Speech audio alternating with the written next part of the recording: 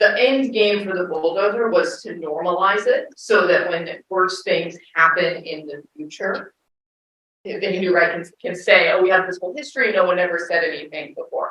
But let me back up and give a little bit more context. So Hindu nationalism has been part of American social life for about half a century, about 50 years. Okay, it was in the 1970s that we saw the first Hindu nationalist groups form and incorporate in the US. And they modeled themselves on Hindu nationalist groups in India. In some cases, the Indian groups actually sent people here to actually form them. Okay, we refer to the coalition of Hindu nationalist groups as the Sangh Parivar. Okay, the family of the RSS. The RSS is a paramilitary group in India that's sort of at the center of it all.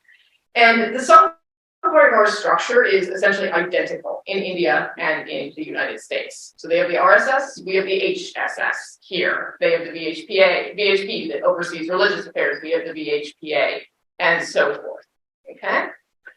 Now, as I see it, the Sangh Parivar, this coalition of Hindu nationalist groups, they have a bunch of goals in the US, and I tend to group them into two big categories. Goals that are more focused on stuff going on at home in India, and then goals that are more specific to the United States.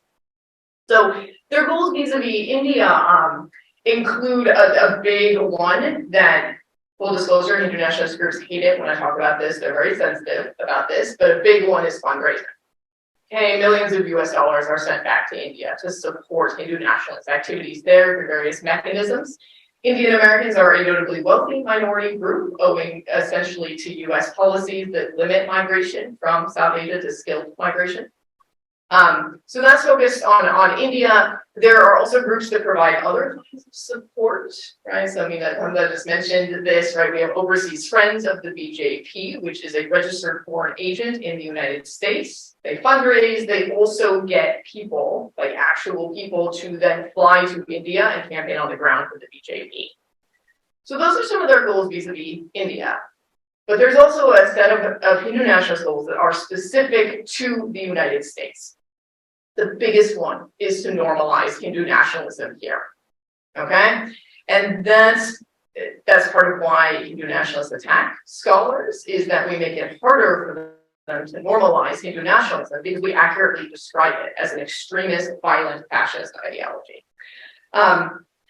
Other goals, one big one, and this also connects to the bulldozer, a big Hindu nationalist goal in the US is to whitewash the crimes of Hindu nationalists in India, the BJP and the RSS, which work pretty closely together in India these days.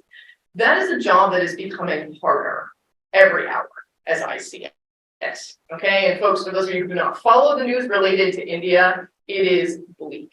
Okay, Hindu nationalist violence is an everyday affair. I mentioned bulldozing the homes of Indian Muslims, but that's just the beginning. Okay, they lynch Muslims on the streets in India for eating beef, or even if they think that they're eating beef. There are attacks on human rights activists. Amnesty International can no longer even operate in India. Hundreds of NGOs that provide various social services, food to the poor, that sort of thing, have been shut down under Modi. Things are looking bad. Okay, genocide experts began their warnings at the beginning of this year, of 2022, that India is real close to a genocide against Indian Muslims. So coming to the Hindu right diaspora here, who is pro-Modi and pro the BJP, how do you possibly whitewash these accelerating violent crimes, right? It's a hard sell. And in order to do it, I think that the Hindu right in the US has to become more and more bold.